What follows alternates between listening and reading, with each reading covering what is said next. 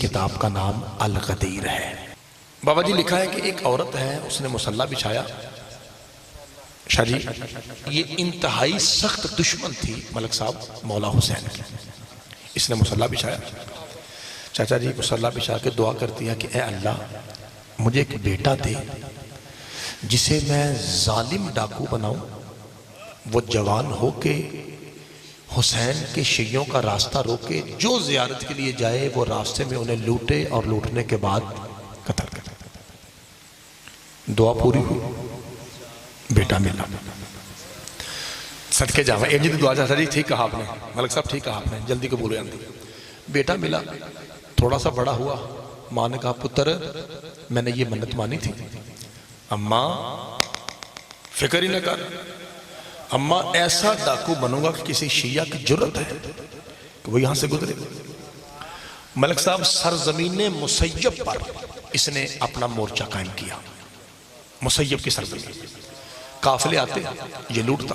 पहले ही दिन की पहली जुमला ऐसा होगा कि आपकी इंशाल्लाह थकन उतर जाएगी। अगरचे मैं 2 दिन से सोया नहीं हूं, इसलिए थोड़ा सा ये हाल है, आप दुआ फरमाएंगे इंशाल्लाह मैं भी ठीक हो जाऊंगा।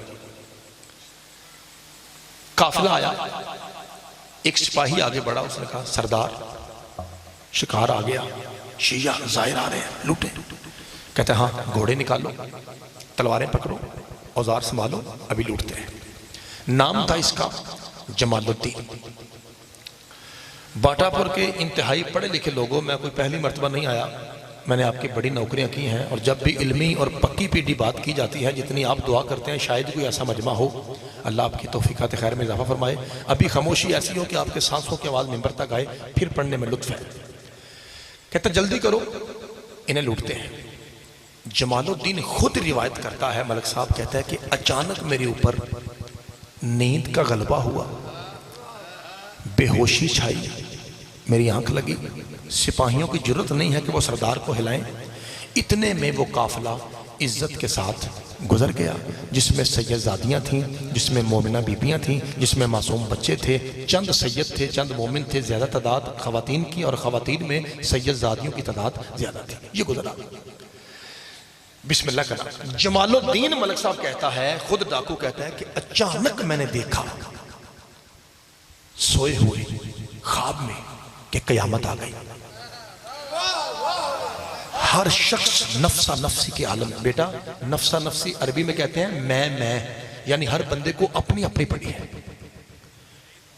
अल्लाह की आवाज आई, फरिश्तों जी मालिक, फरमाया इस जालिम डाकू जमालुद्दीन को यहां से पकड़ो और घसीटते हुए जहन्नुम में पटक दो।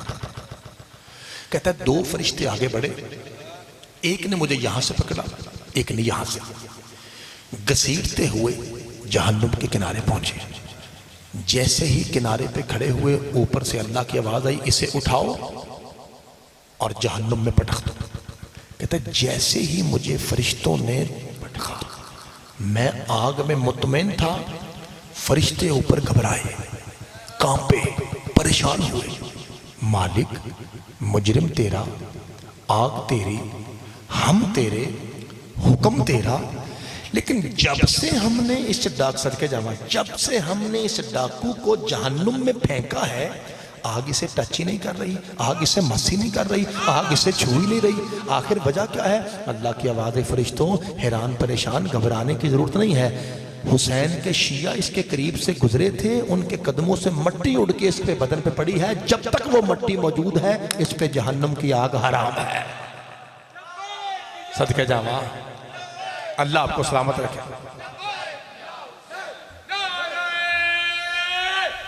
हैदरी, मौला आपको सलामत रखे। सदके जावा। सुनने वाले भाई जी, बड़ा बेहतरीन चल रहा है। जब तक अल्लाह आपकी नौकरी कबूल फरमाए, वो सैयदजादियों के कदमों से उठने वाली, वो मोमिनात के, वो शियों के कदमों से उठने वाली गर्द जब तक इसके बदन पे मौजूद है, मौला भाई तेरे सिर दिस खैर रखे। यही सुनने का तरीका है। अल्लाह आपको सलामत रखे। मेरे कई भाई हैं जो विलायत अली के नशे में वजद में आ गए हैं, और यही मजलिस होती है। मजलिस को ज़्यादा शोर का नाम नहीं है कि बंदा जनाब उछल के इधर चला जाए, उछल के इधर चला जाए, ज़्यादा शोर हो। मजलिस फ़िक्र का नाम है, जिसमें फ़िक्र हो, जिक्र हो, समझिए वो मजलिस है। अब आँख खोली, पहले सारे भाई आमीन कहिए। अल्लाह किसी को ख्वाब में भी जहन्नुम ना दिखाए। भाईजान इसकी आंख खुली। पुत्र आंख खुलते ही करता क्या है, अपने आप को कहता है शुक्र है ख्वाब था, बच गया।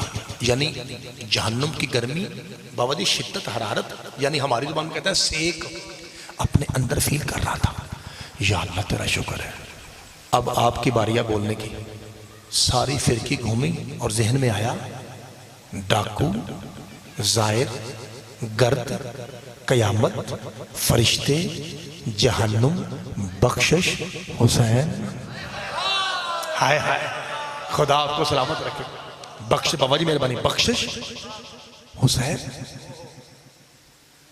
उठा, अपने खादिम सिपाही से कहता है जी बिस्मिल्लाह, इधर आओ जी। शाह जी, शबाश शाह जी, बारीक फिक्रा है और ये फिक्रा इस काबिल है कि इसे बाटापुर में कहा जाए और दुआ हासिल की जाए। कहता है ये बता कि तेरी पास रुमाल है? सिपाही से कहता जी सरदार मेरे पास है। कहता रुमाल निकाल और जल्दी से मेरी आंखों पे बांध दे।